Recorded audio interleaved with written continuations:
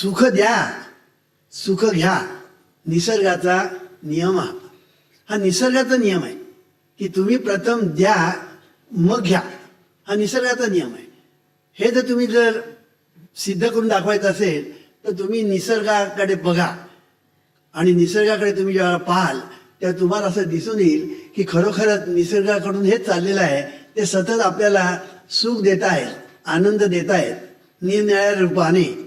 सूर्य आपल्याला प्रकाशाच्या रूपाने सतत आनंद देत आहे सतत.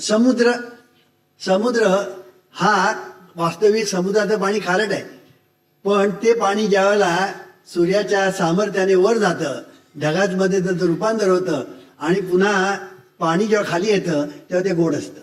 म्हणजे समुद्र आपल्याला गोड पाणी देतो.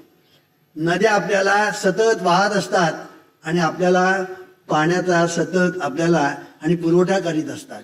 डोंगराबद्दल तर काही बोलायलाच नको. डोंगरामध्ये इतकं काही वास्तव्य झालेलं आहे आपल्या पक्ष्यांचं, प्राण्यांचं, माणसांचं. आणि हे डोंगर जे आहेत ते आपल्याला विविध प्रकाराने उपयुक्त ठरत असतात. वृक्ष आपल्याला सतत फळं देत असतात. फळं देण्याच्या रूपाने ते आपल्याला आनंद देत असतात, छाया देत असतात. म्हणून मी नेहमी सांगत असतो की हे जे वृक्ष जे आहेत हे वृक्ष म्हणजे शंकराचे अवतार आहेत असं मी म्हणतो.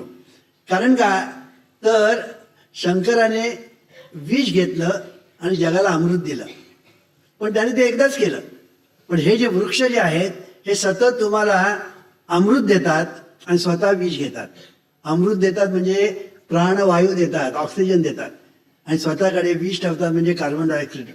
ही जर गोष्ट आपण लक्षात ठेवली तर अशा तऱ्हेने ही पृथ्वी स्वतःभोवती फिरत फिरत सूर्याभोवती फिरते आणि अशा तऱ्हेने ती आपल्याला अनेक गोष्टी देते. आणि अशा तऱ्हेने सगळा निसर्ग जो आहे, सगळा निसर्ग, त्याला पर्यावरण आपण म्हणतो.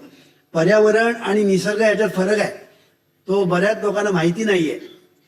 निसर्ग आणि पर्यावरण याच्यातला जो फरक आहे तो फरक म्हणजे असा की नैसर्गिक पद्धतीने जे निर्माण झालं तो निसर्ग, आणि त्या निसर्गाच्या अंतर्यामी जी एक अद्भुत अशी दिव्य व्यवस्था आहे ती दिव्य व्यवस्था म्हणजे पर्यावरण. आणि माणूस हा निसर्गाचा एक अविभाज्य भाग आहे. आणि म्हणून माणसाने सुद्धा आपण निसर्गाचे अविभाज्य भाग आहोत हे स्मरणात ठेवून, लक्षात ठेवून, ध्यानात ठेवून माणसाने सुद्धा सतत इतरांना आनंद देत राहणं हा माणसाचा कर्तव्य धर्म आहे, हे आपण विसरता कामा नये.